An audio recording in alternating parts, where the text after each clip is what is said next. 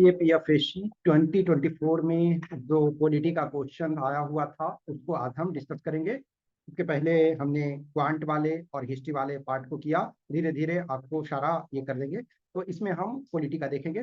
Polity में जैसे यदि देखा जाए तो आपके कम क्वेश्चन थे, इसमें हमने 10 लिया है। उसमें से भी 10 में से एक क्वेश्चन देखो तो फाइनेंस कमीशन वाला, एक्चुअल में फाइनेंस कमीशन पे 2 क्वेश्चन था, तो हम इसको इकोनॉमिक्स में भी ट्रीट कर सकते हैं और पॉलिटी में। तो 2 में से जो फाइनेंस कमीशन से रिलेटेड था तो एक को हमने पॉलिटी में कंसीडर किया है और एक को जो है वो इकोनॉमिक्स वाले पार्ट में कंसीडर किया है। वैसे आपकी फ्रीडम है, आप किसी को भी कर सकते हो। पॉलिटी के भी क्वेश्चंस 10 यदि हम लेते हैं तो 10 में से 4 को आप टफ ही मानो, ठीक है ना। तो 4 टफ कैटेगरी में से थे। तो टफ इस बार काफी पेपर था। जैसे कल हिस्ट्री में हमने देखा तो हिस्ट्री में आपके 15 क्वेश्चन में से 9 जो है टफ साइड में ही थे। तो पॉलिटी में 10 में से 4 को हम टफ साइड में कर सकते हैं। अब ये फर्स्ट क्वेश्चन है, ये क्वेश्चन वैसे आसान ये है। Who among the following presidents of India sent back the post office amendment bill 1986 for reconsideration of parliament? अब देखो एक चीज ये है कि मे बी हो सकता है कल के डेट में यूपीएससी इस क्वेश्चन को शायद रिमूव करे, या लेकिन यदि ऐसे आंसर यदि देखा जाए तो सीधी सी बात देखो, प्रेसिडेंट का यदि टेन्योर देखो तो ये जो आर वेंकटरमन, रामास्वामी वेंकटरमन जो थे वो 1987 से 1992 तक थे, 1992 तक थे, तो ये नहीं होंगे। शंकर दयाल शर्मा 92 से 97 तक थे, ये नहीं होगा। के आर नारायणन ये 97 से 2002 तक थे, तो ये नहीं होंगे। ज्ञानी जैल सिंह 82 से लेकर के 1982 से 87 तक, तो ये ज्ञानी जैल सिंह होगा। एक्चुअल में प्रॉपर ये हुआ था कि इसको पॉकेट बीटो के रूप में इसको यूज किया था। तो अब यदि ये दिया हुआ है कि रिकंसिडरेशन के लिए, तो इसमें से कुछ चीजें हो सकता है ऐसा करें, लेकिन अदरवाइज आंसर जो होगा वो सी होगा, ठीक है। नेक्स्ट आपका ये क्वेश्चन ऑब्वियसली फैक्चुअल इंफॉर्मेशन है, ये आसान कैटेगरी में से ही है। Under which one among the following articles the constitution of India a member of a civil services whether of the union or of a state seeks protection from unlawful dismissal from service? तो ये factual question है। तो इसमें article 311 है। तो constitution का article 311 कहता है कि किसी भी जो आपके भारत संविधान के अंतर्गत ये प्रावधान है कि कोई भी सिविल सेवा में कोई सदस्य है तो उसको आप ऐसे ही रिमूव नहीं करोगे, उसको आप मौका दोगे। हाँ, अब कुछ केसेस हैं उसमें आउटराइटली डिसमिसल किया जाता है, जैसे करप्शन है या इंटरनेशनल एक्टिविटी में भाग लिए हैं, उससे कुछ कुछ चीजें होती है उसमें कर सकते हैं, लेकिन अदरवाइज आप उनको मौका दोगे डिफेंड करने का। तो ये बी। नेक्स्ट क्वेश्चन नंबर 3, ये इसमें कह रहा है कि consider the following statements, which of the following statements is are correct, और इसमें कौन सा आपका ये सही है। तो 1 2 only, both 1 and 2 and neither. तो ये कह रहा है कि मडीमैन यानी मूडीमैन या Muddiman committee recommended the separation of accounts from audit as a necessary financial reform.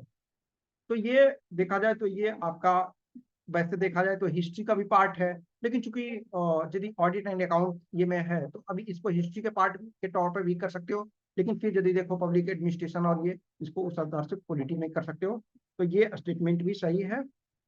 ये आपका Indian institute of public administration IIPA वो set up on the lines recommended by doctor Paul H Appleby. Yes, ये सही है।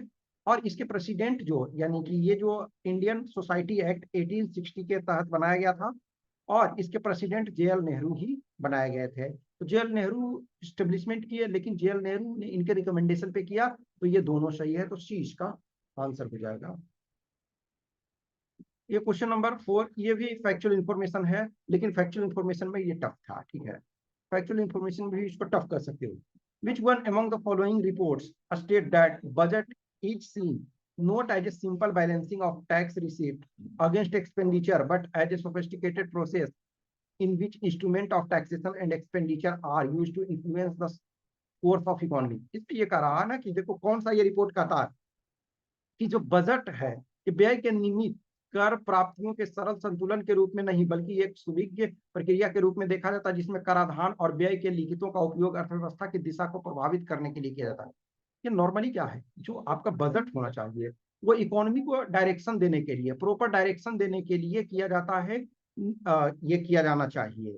लेकिन इसको taxation की दिशा को और एक्सपेंडिचर को इन्फ्लुएंस करने के लिए किया जाता है, ये किसने बताया? तो ये आपका है, ये जो आपका जो है प्लाडेन रिपोर्ट है, तो Plowden report on control of expenditure इसने दिया था। ये फैक्चुअल है। अब इसमें जानते हो तो जानते हो, नहीं जानते तो आप कुछ नहीं कर सकते हो। तो डी है। क्वेश्चन नंबर 5, इसमें ये कह रहा है कि सम rights contained in part 3 of the Constitution of India are enforceable against the state only। अब कुछ जो आपके कॉन्स्टिट्यूशन में जो पार्ट 3 में राइट्स हैं, फंडामेंटल राइट्स, तो वो स्टेट के अगेंस्ट ही होगा। जैसे आर्टिकल 16 लो, आर्टिकल 16 में पब्लिक एम्प्लॉयमेंट होगा। पब्लिक एम्प्लॉयमेंट में किसी प्राइवेट को नहीं ना आप इन्वॉल्व करोगे, तो ये क्या होगा? गवर्नमेंट स्टेट के अगेंस्ट ही कर रहे हो। स्टेट का मतलब क्या? गवर्नमेंट जो इलेक्टेड गवर्नमेंट है, वो जो एग्जीक्यूटिव है वो भी स्टेट का पार्ट है। तो डेफिनेशन यदि आप आर्टिकल 12 में देखो, तो ये क्या, गवर्नमेंट क्या है? स्टेट का पार्ट है। तो ये कर सकते हो। नेक्स्ट आपका है some rights contained in part 3 of the Constitution of India are enforceable in favor of citizens only। Yes, article 17 for example low, untouchability को रिमूव करना, तो ये क्या है? ये आप व्यक्ति के अगेंस्ट कर सकते हो, ये भी सही है। Some rights contain in part 3 of the constitution of India are enforceable against both the state and individual. Yes, ये आप कर सकते हो। जैसे आर्टिकल 19 है, तो आर्टिकल 19 में कुछ चीजें आप पब्लिक के अगेंस्ट भी कर सकते हो, इंडिविजुअल के अगेंस्ट भी कर सकते हो, सरकार के अगेंस्ट भी, स्टेट के अगेंस्ट भी कर सकते हो। तो तीन के तीनों सही होगा। तो डी इसका आंसर। ये भी टफ था, टफ इस वजह से कि ऑप्शन इस ढंग से। अब देखो, एक जो है पीसी होता कमिटी, जब मैं 10th कंप्लीट किया था उस आसपास में, ये उसके कुछ दिन बाद ही ये कमेटी का रिपोर्ट आया था, तो मुझे इसका इनका ये ध्यान था वो। अब लेकिन ना ऑप्शन इस ढंग से ये दिया हुआ ना कि बहुत कॉम्प्लिकेटेड है। तो पीसी होता जो, तो पीसी होता ने कहा था कि entrance examination for civil services after class 12 होना चाहिए। तो सी का 2 होगा। तो सी का 2 इसमें दो में है, तो डी और बी हम हटा दिए। अब एक किसी और को आपको जानना है। अब ये देखो कोठारी जो है, तो कोठारी कमीशन ने ये कहा था कि सिविल सर्विसेज जो है मेंस एग्जामिनेशन, रिटेन और इंटरव्यू होना चाहिए। और फिर सतीश चंद्रा जो थे, inclusion of medical and engineering, तो ये आपके सतीश चंद्रा कमीशन जो है, उन्होंने कहा था inclusion of medical and engineering subject को करना चाहिए। और जो प्रोफेसर बाई के अलग कमिटी जो थे, तो उन्होंने कहा objective methodology for personality assessment, तो ये ए होगा।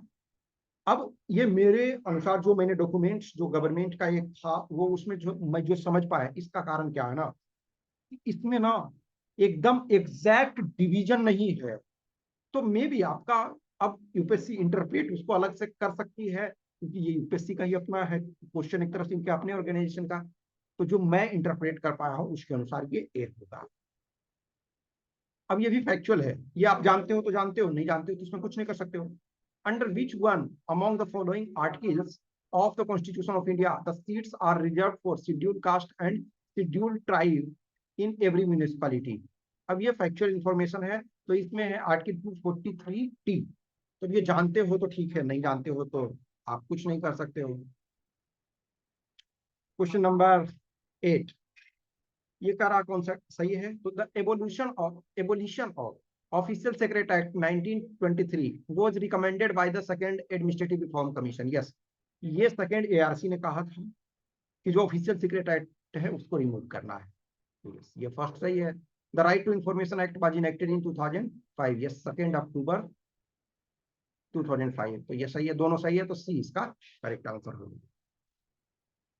नेक्स्ट आपका है क्वेश्चन नंबर 9, कह रहा है इसमें 15th फाइनेंस कमीशन, अभी जो है 16th फाइनेंस कमीशन अभी कॉन्स्टिट्यूट हो चुका है, उसके रिकमेंडेशन अभी नहीं आए हैं, कॉन्स्टिट्यूट हो चुका है। उसके हैं अरविंद पनगड़िया, जो नीति आयोग के, नीति आयोग जब बना था तो फर्स्ट वाइस प्रेसिडेंट उसके थे। तो 15th finance commission used physical effort as a criteria for horizontal devolution unlike the 14th finance commission. तो ये सही है।